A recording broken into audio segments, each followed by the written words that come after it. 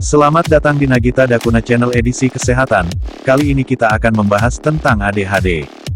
ADHD atau Attention Deficit Hyperactivity Disorder adalah gangguan mental yang menyebabkan seorang anak sulit memusatkan perhatian, serta memiliki perilaku impulsif dan hiperaktif, sehingga dapat berdampak pada prestasi anak di sekolah. Hingga saat ini, penyebab utama ADHD belum diketahui dengan pasti. Akan tetapi, kondisi ini diduga dipengaruhi oleh faktor genetik dan lingkungan. Selain terjadi pada anak-anak, ADHD juga dapat terjadi pada orang dewasa. Gejala ADHD. Gejala utama ADHD adalah sulit memusatkan perhatian, serta berperilaku impulsif dan hiperaktif.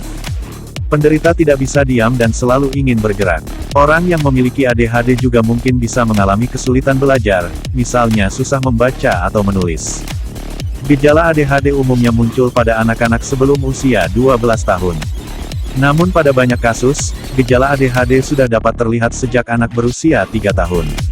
ADHD yang terjadi pada anak-anak dapat terbawa hingga dewasa. Penyebab dan faktor risiko ADHD. Penyebab ADHD belum diketahui secara pasti. Namun, sejumlah penelitian menunjukkan bahwa ada beberapa faktor yang bisa meningkatkan risiko anak terkena ADHD. Faktor risiko ini meliputi faktor genetik dan lingkungan. ADHD juga diduga berkaitan dengan gangguan pada pola aliran listrik otak atau gelombang otak. Ada pula yang menganggap bahwa gangguan perilaku hiperaktif pada anak disebabkan oleh sugar rush atau konsumsi gula berlebihan. Namun, hal ini belum terbukti benar. Diagnosis ADHD. Diagnosis ADHD dilakukan melalui kerjasama berbagai pihak, yaitu dokter anak, psikiater anak, orang tua, dan pihak sekolah. Proses diagnosis melibatkan wawancara, baik dengan anak, orang tua, maupun guru.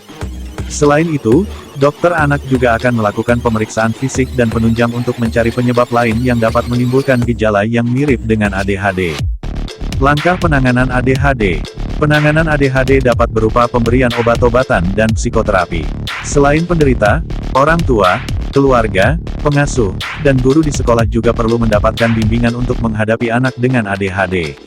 Walaupun ADHD tidak bisa disembuhkan sepenuhnya, pengobatan yang diberikan dapat meredakan gejala ADHD dan memampukan penderitanya untuk menjalani hidup dengan normal. Salam sehat, sampai jumpa di video selanjutnya. Terima kasih.